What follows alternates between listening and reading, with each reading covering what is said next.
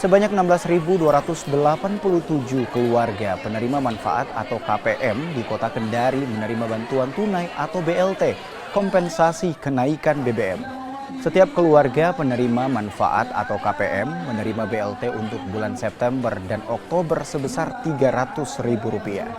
Selain penyaluran BLT BBM, juga dilakukan penyaluran bantuan pangan non-tunai atau BPNT senilai Rp200.000 untuk periode bulan September 2022.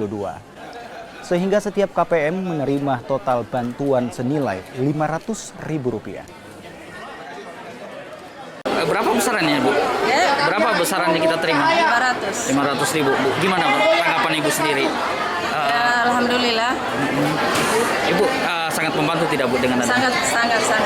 Oke, begitu. Kan ada Sangat pergantian membantu gitu. adanya bantuan seperti ini dari pemerintah. Oke. Nah, akan dipergunakan apa ini, Bu, dananya? Ya, untuk keperluan sehari-hari, keperluan makan. Tapi memang, Bu, di harga bahan pokok di pasaran sudah meningkat, Bu, naik, Bu. Belum terlalu stabil